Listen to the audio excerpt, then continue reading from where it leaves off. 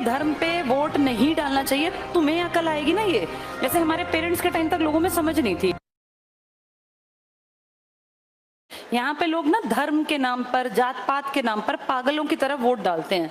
ये नहीं सोचते कि अगले आने वाले 5 साल मेरे बच्चे के लिए पढ़ाई और नौकरी लाएंगे कि नहीं लाएंगे। नहीं, जिसकी जगह जहाँ जैसा बाहुल्य है वहाँ हमेशा उसी उसका जाति पाति का, उसी रिलीजन का आदमी हमेशा से जीतता आया। अगर वहाँ किसी दूसरे धर्म का, जात पात का उठा देंगे ना तो लोग वोट ही नहीं देंगे। ये सारी राजनीति ऊपर बैठे हुए आकाओं को पता होती है और इसलिए वो वैसे तो लड़वाएंगे हिंदू मुसलमानों को, लेकिन जब बात होगी सीट की तो फिर मुसलमान भी उनके, हिंदू भी उनके, सिख भी उनके। फिर वो जहां जाएंगे वहां पगड़ी पहन लेंगे, पंजाब जाएंगे वहां जाएंगे मुस्लिम बाहुल्य में तो वैसा। मतलब इतने बहरूपीय लोग हैं ये राजनीति में जिसकी कोई हद नहीं है।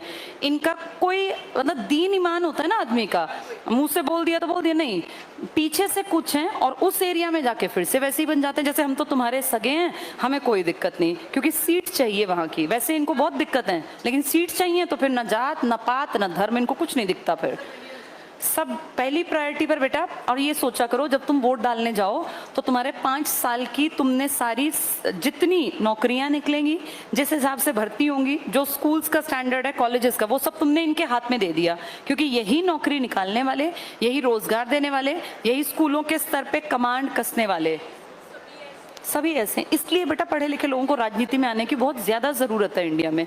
जैसे दिक्कत क्या है, ये भी तो एक बड़ा क्वेश्चन मार्क है ना कि वोट दें किसे, सारे ही एक जैसे हैं। हम पहले हम क्या सोचते थे कि कांग्रेस अच्छी है, हमने कांग्रेस बनाई। ये तो बिल्कुल अब की बातें कर रही हूँ।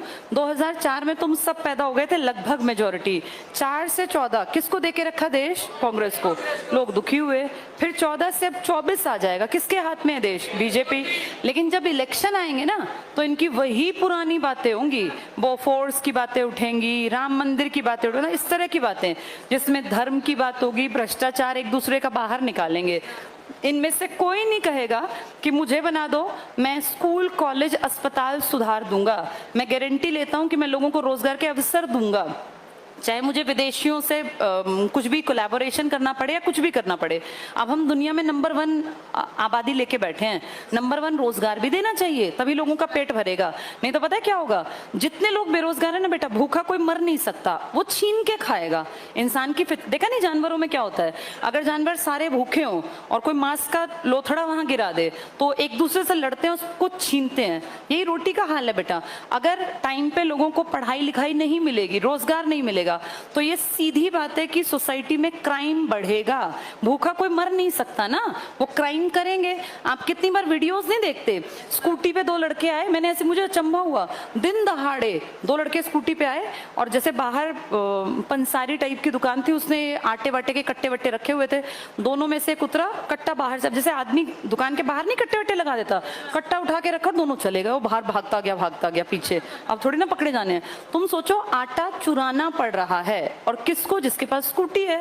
इसका मतलब हालात कितने बदतर हो गए कि घर में हो सकता है कोई नौकरी रही हो जो छूट गई हो, आदमी आटा भी चुराने को मजबूर है। और वो जवान लड़के, देखो बुढ़ा आदमी नहीं था वो, जवान लड़कों को सही क्या होना चाहिए डायरेक्शन, पढ़े लिखे और रोजगार करे। रोजगार नहीं मिल रहा, आटा चुराने का मतलब है वो पेट भरने के लिए चोरी थी, वो कोई ऐसी चोरी नहीं थी कि वो अमीर बनने के लिए।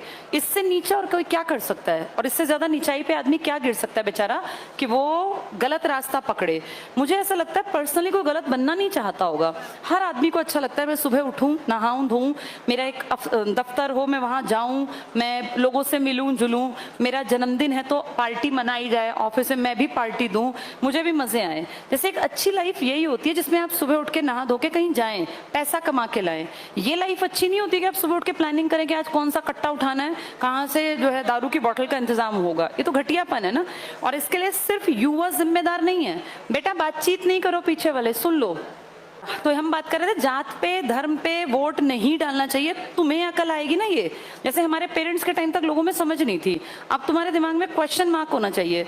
मुझे क्या फर्क पड़ता है, तुम्हें क्या फर्क पड़ता है, मस्जिद मंदिर बने, अच्छी बात है, बनाओ, धर्म भी इंपॉर्टेंट है, धर्म इंसान को सीधे रास्ते पे चलना सिखाता है, लेकिन धर्म प्रायोरिटी नहीं है। प्रायोरिटी है पढ़ाई लिखाई, साइंस के ऊपर काम करो, मैथ्स के ऊपर काम करो, दिमाग के स्तर को इतना बढ़ा दो कि लोग अंधविश्वास से अलग हट जाएं।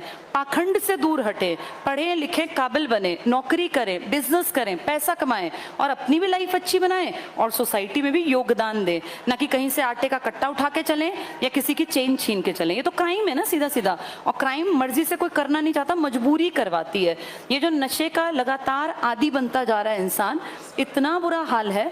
जैसे तुम्हें अगर लगता हो कि सरकार के हाथ में नहीं है तो ये गलत है बेटा, सरकार के सब कुछ हाथ में है, सरकार कुछ भी कर सकती है, सरकार के पीछे कितनी बड़ी फौज, कितनी बड़ी पावर है। लेकिन प्रॉब्लम क्या है, उन्हें लगता है जितने लोग बेवकूफ होंगे, जितने लोग कम अकल होंगे, कम पढ़े लिखे, नशे की गिरफ्त में, उनको थोड़े से पैसे देके वोट खरीदना बेहद आसान रहेगा।